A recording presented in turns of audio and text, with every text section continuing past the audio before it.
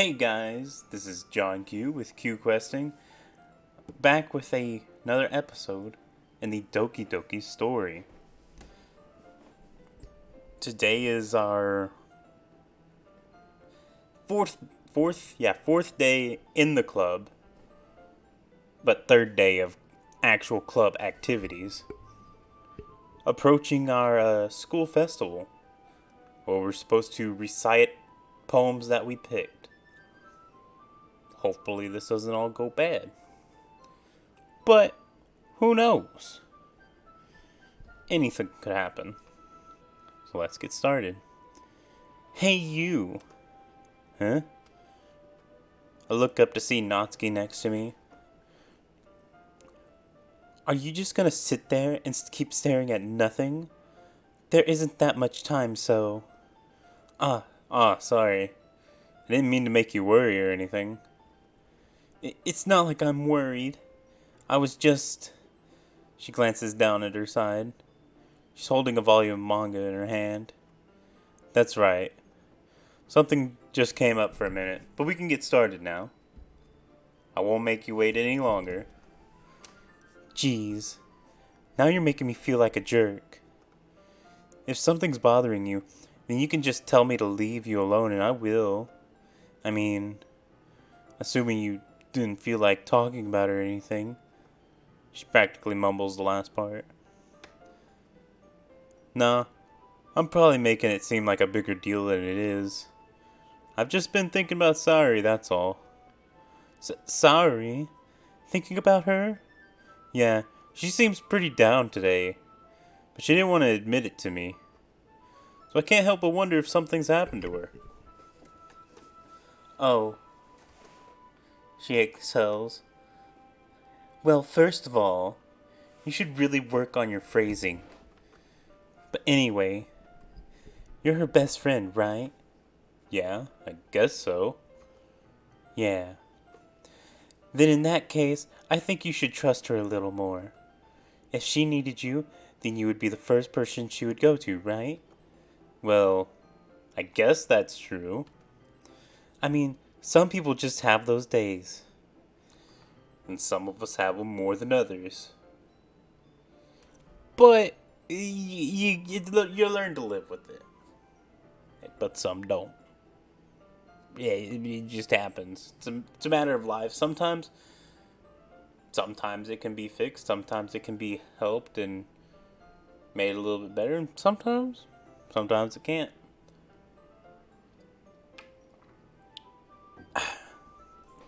But anyways, you can't always avoid it. If anything, she probably doesn't want you to worry about her because it's not important. That's true. We too tend to do that a lot. We tend to, tell people we're fine so they don't freak out. Or so other people don't, come forward and say, oh, you're faking it. You have no reason for it to be down and whatnot. But, Yeah, that's kind of what she said to me. Maybe it's not right for me to go against her wishes. Exactly. If she needs you to worry about her, then it'll be a lot more obvious. Yeah. I should have thought of it that way from the start. She fiddles with the book she's holding in her hands.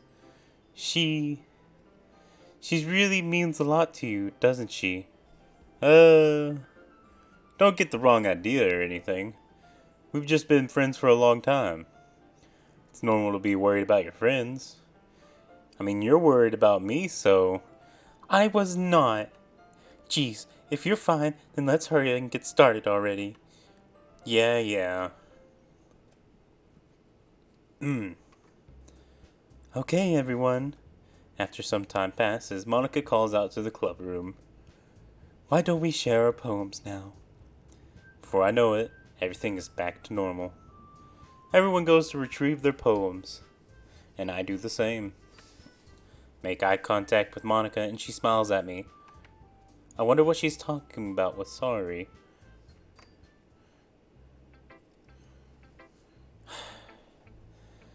I felt kind of bad, so I'll go with Yuri first. Yuri doesn't look too enthusiastic about spending time with me. I guess if she changes her mind, she'll come to me. But I should leave her be for now. So I've completely, pretty much like, told her to fuck off. You know? She doesn't want anything to do with me now. But it's whatever. Now we'll go sorry.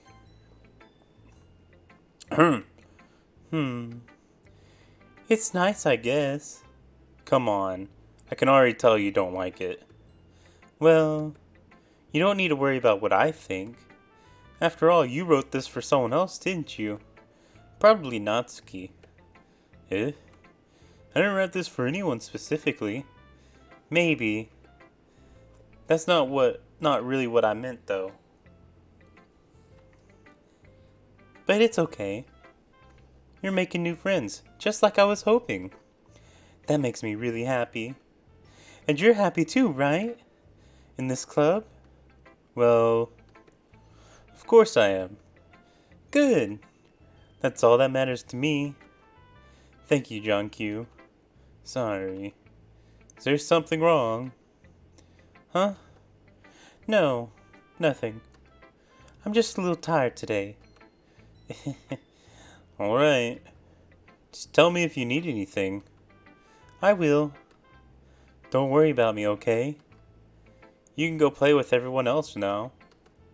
If you insist. Yay. I'm gonna go home a little bit early today. Sorry? Tell Monica I wasn't feeling well, okay? I'll see you tomorrow.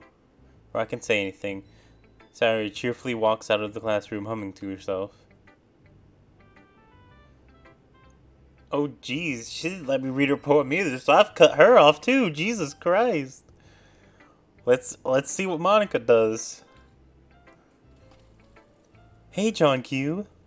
Have you thought about what you want to submit to perform at the festival? Well, being in this club is one thing, but performing in front of a bunch of people, I'll have to give it some more thought. Okay, no pressure. But whatever you do, I'm sure it'll turn out great. It would also make me happy to see. Anyways, let's take a look at today's poem. Sure. I let her take the poem I'm holding in my hands. Sticking with the Natsuki style once more, I see. You really like Natsuki, don't you? That's not... Oh, come on, Q. It's awfully suspicious, you know. Spending time with her in the club room every day. Pretending to like the manga that she's into. You know how Natsuki is. If I don't indulge her, she'll end up hating me. Eh? No, I think you're misunderstanding, John Q. It's not like Natsuki just hates anyone who doesn't give her what she wants. Yeah, she's assertive, but she's not that selfish. In fact, I think you're the only one who indulges her as much as you have. Is that so? Kind of knew that, but I just didn't want to admit it. So I just need to ask one thing of you. Be careful, please. Natsuki is kind of unpredictable. A lot of times she doesn't know what she wants. After all, she's the youngest one here. She might not know how to handle her own feelings properly. What I'm saying is, if something bad happens, then it could end up damaging the club, too. And you could do that you wouldn't do that to me, right? I'm not sure how to respond to her. While I care about her in the club, it's also kind of unfair to bring that up. Well, you're smart. I'm sure you'll do the right thing. She smiles sweetly. Anyway, I'll share my poem with you now, alright? Alright. The Lady Who Knows Everything. An old tale tells of a lady who wanders earth. The lady who knows everything. A beautiful lady who has found every answer, all meaning, all purpose, and all that was ever sought. And here I am, a feather, lost adrift the sky, victim of the currents of the wind. Day after day I search with little hope, knowing legends don't exist. But when all else has failed me, when all others have turned away, the legend is all that remains, the last dim star glimmering in the twilight sky. Until one day, the wind ceases to blow. I fall, and I fall, and fall, and fall even more, gentle as a feather, a dry quill, expressionless. But a hand catches me between the thumb and forefinger, the hand of a beautiful lady. I look at her eyes and find no end to her gaze. The lady who knows everything knows what I am thinking. Before I can speak, she responds in a hollow voice. I have found every answer, all of which amount to nothing.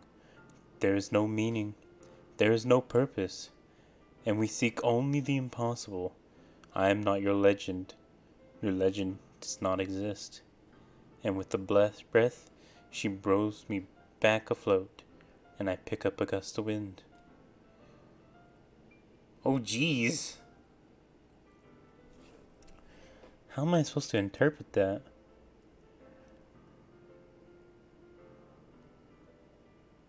I guess it's sort of like people. I think there could be multiple meanings to this. Like, sort of the wanting to know everything. A lot of people think, of course. Where is it? Up there. If you know anything, you know everything that there ever is. You'll know the meaning of the world, the purpose, everything that you need to know.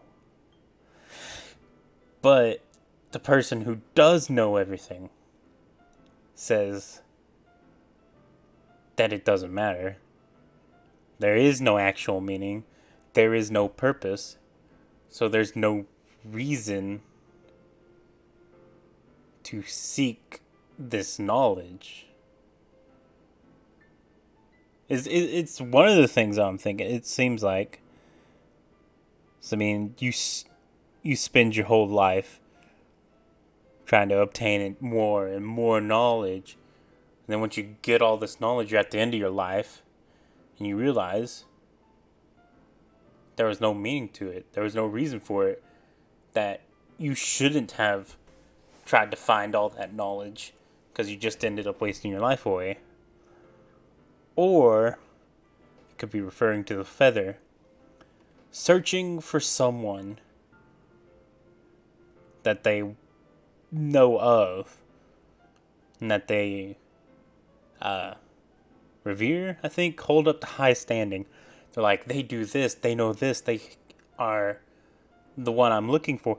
And then they actually meet them and they're like, that's not true. I'm not exactly who you want me to be. That person doesn't exist. In a way that we're deluding ourselves of what we really want. As she says in there, and we seek only the impossible. We're seeking what's not true, in a sense. At least that's what I think. Maybe Monica will tell me it's something else. Who knows? You know, I feel like learning and looking for answers are the sorts of things that give life meaning. Not to get too philosophical or anything. But it was kind of on my mind, so that's what I wrote about. I see. I never really put much thought into it. Anyway, it's almost paradoxical. Because if we had all the answers, wouldn't the world start to lose meaning?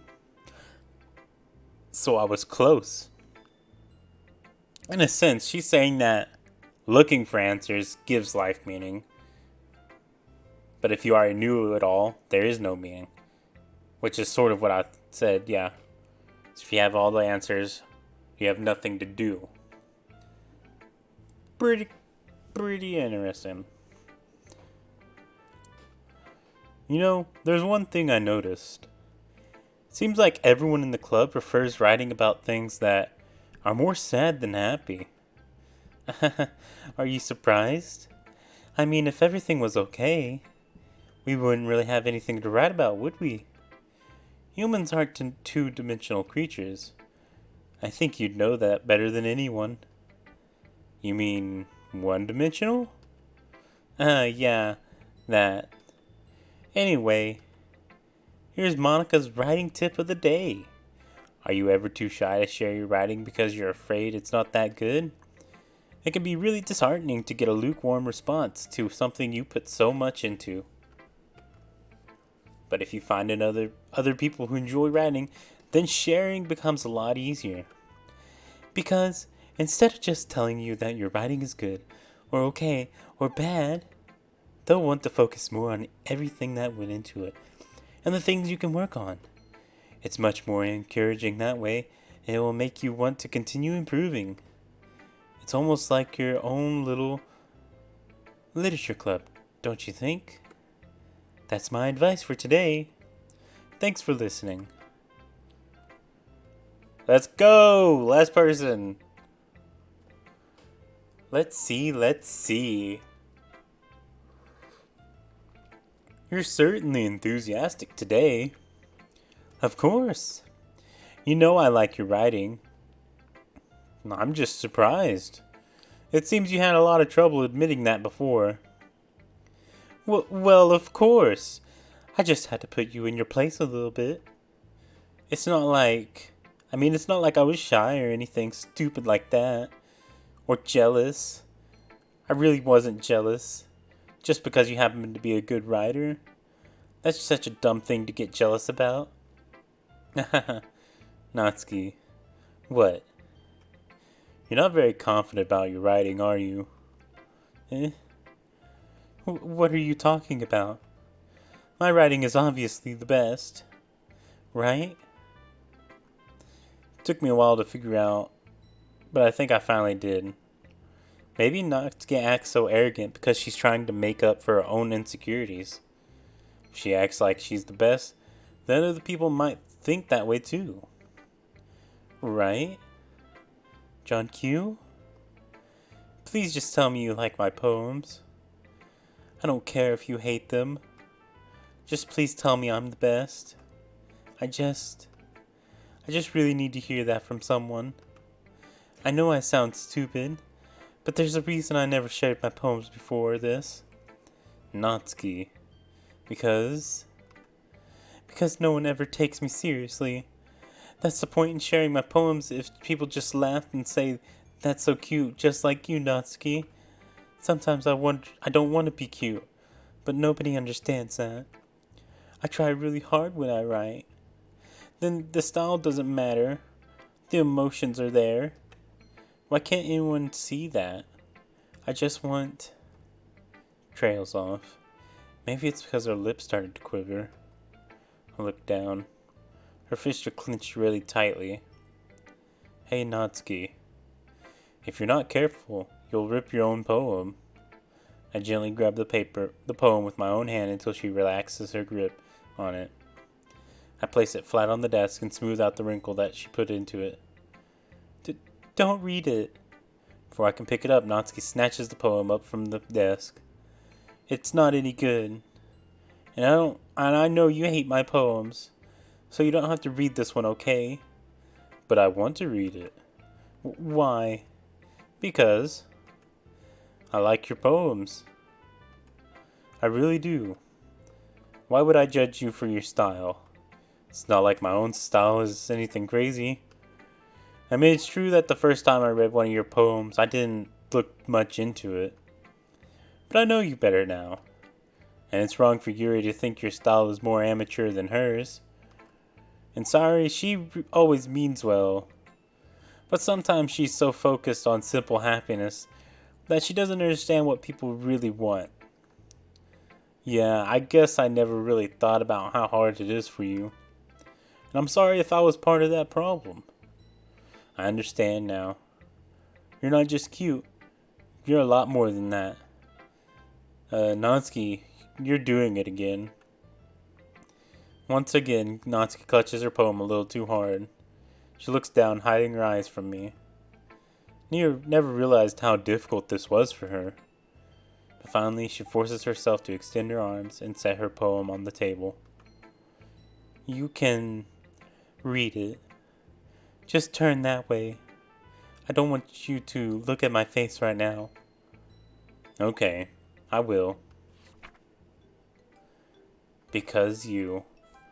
Tomorrow will be brighter with me around, but then today is dim and I can only look down. My looking is a little more forward because you look at me. When I want to say something, I say it with a shout, but my truest feelings never come out. My words are a little less empty because you listen to me. When something is above me, I reach for the stars, but when I feel small, I don't get very far. My standing is a little bit taller because you sit with me. I believe in myself with all my heart. What do I do when it's torn all apart? My faith is a little bit stronger because you trusted me. My pen always puts my feelings to the test. I'm not a good writer, but my best is my best. My poems are a little bit dearer because you think of me. Because you. Yes! We've done it. We've hooked her. This one, pretty simple. Some of you might not see it, some of you will. She's obviously talking about herself and me. She's saying all these things. She used to... Okay. She feels down. But tomorrow's going to be better. And she's starting to look a little bit more up. She was always looking down, downcast, whatnot. But she's starting to look up a little bit more because I'm there with her. Whenever she would talk, she felt like they didn't have any emotion in them because people didn't really pay attention to her. But because I'm listening to her, she's actually starting to voice her real opinions. She'd always reach for stuff that's above her reach, trying to do better. But she felt insecure about that. She didn't feel like she was any good, so she wouldn't be that well. But now that I'm with her, she's starting to get better and she's starting to think more of herself. This is great. I love it. But we're going to end today's episode right here. When we come back, we will talk to Natsuki about her poem and see what happens for the next day. But until next time, as always, look forward to our next quest. Goodbye.